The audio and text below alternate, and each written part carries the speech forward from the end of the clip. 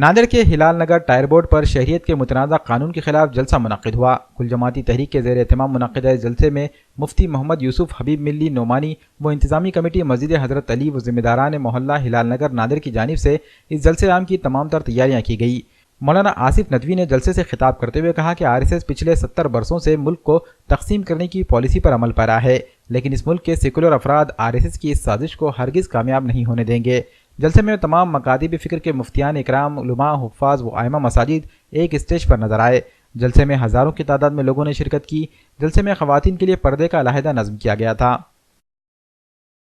آج جو اجلاس یہاں پر ہوا ہے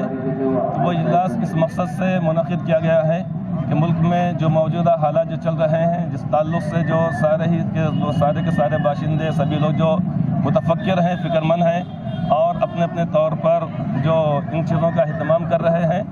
تو اسی کی بہتری کے لیے تاکہ ملک کے اندر مزید امن و امان ہمارے قائم ہو جائے، محبت اور بھائی چارہ ہمارے اندر ہو جائے، اس لیے آج کا یہ اجلاس یہاں پر منعقد کیا گیا اور اسی تعلق سے انشاءاللہ تعالی حکومت تک اپنی بات کو پہنچانے کے لیے، اپنی آواز کو پہنچانے کے لیے یہاں پر انشاءاللہ تعالی اس کا اظہار بھی کیا گیا جیسا کہ مقررین کرام نے کیا ہے، اور کل سے انشاءاللہ تعالی اس تعلق سے وہاں پر بیٹھا جائے گا اور وہاں پر اپنی بات کو رکھا جائے گا انشاءاللہ تعالی مثبت انداز میں انشاءاللہ تعالی۔ دھرنا اور احتجاج گزشتہ دنوں 13 دنوں تک شہر میں جاری رہا۔ حکومت نے جو پالیسیز یہاں پر نافذ کی ہے اس کو لے کر ہمارے ہی شہر میں نہیں پورے ملک میں یہ احتجاجات ہو رہے ہیں، لیکن یہ احتجاجات کا سلسلہ جو شہر ناندیڑ میں شروع ہوا تھا اسی وقت سے کل جماعتی تحریک کے ذمہ داروں کے پیش نظر یہ بات رہی تھی کہ ہم یہ احتجاج اور یہ پروٹیسٹ پہ بہت زبردست پیمانے پر جو ہے حکومت تک پہنچانا چاہتے ہیں ہماری آواز کو، لیکن سوء اتفاق کہیے کہ ہمیں جو جگہ ملی تھی وہ بہت محدود تھی اور محدود جگہ ہی میں ہم نے جو ہے اپنے احتجاج کا آغاز کر دیا تھا اور مستقل چلا آ رہا تھا الحمدللہ، لیکن درمیان میں 26 جنوری کا موقع آ گیا تو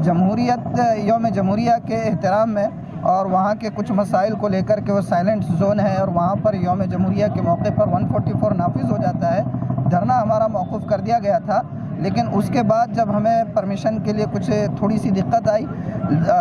پرمیشن تو مل رہی تھی لیکن مسئلہ یہ تھا کہ جگہ کو کم کرنے کی بات کہی جا رہی تھی اور اسی طرح سائلنٹ زون ہونے کی وجہ سے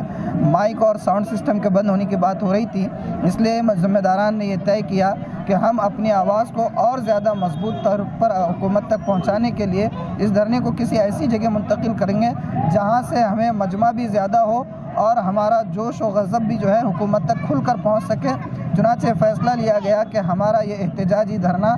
برکت کمپلیکس کے سامنے دیگلو ناکے سے قریب انشاءاللہ شروع ہو جائے گا اور یہ دھرنا انشاءاللہ بے مدت جاری رہے گا۔ ہمارا یہ عزم ہے کہ حکومت جب تک ان کالے قوانین کو ختم نہیں کر دیتی ہم اس دھرنے کو اور احتجاج کو اور پروٹیسٹ کو ختم نہیں کریں گے۔ یہ جو دھرنا رہے گا انشاءاللہ یہ 24 گھنٹے چلتا رہے گا۔ اس میں 4 شفٹ میں اس کو تقسیم کیا گیا ہے۔ صبح 9 سے لے کر 2 بجے تک رہے گا، پھر اس کے بعد جو ہے 2 بجے سے 6 بجے تک خواتین کا سیکشن رہے گا، پھر 6 بجے سے لے کر رات میں 10 بجے تک جو ہے مردوں کا حصہ رہے گا، پھر رات میں 10 بجے سے لے کر صبح 9 بجے تک ایک شفٹ رہے گی۔ اس طرح 4 شفٹوں میں یہ سلسلہ چلتا رہے گا۔ خواتین کے لیے ابھی سردست 2 دن نظم نہیں ہے، انشاءاللہ سنیچر سے خواتین کے لیے وہاں پر نظم کیا جائے گا۔ عوام الناس اس بات کو نوٹ کر لے، ہم عوام سے التماس کرتے ہیں کہ پچھلے دنوں ہمارے احتجاج کے اندر جو جوش و جذب تھا اسی جوش و جذب کو برقرار رکھے اور ہمارے احتجاج کو کامیاب بنا کر حکومت کے سامنے پیش کریں۔ آج جو اجلاس لیا گیا ہے یہ اصل میں جو حکومتی ہندیہ نے سیاہ قانون لاگو کیا ہے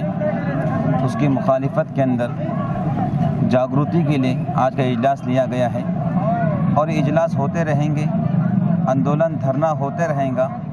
ہم انشاءاللہ دین میں آندولن کریں گے، احتجاج کریں گے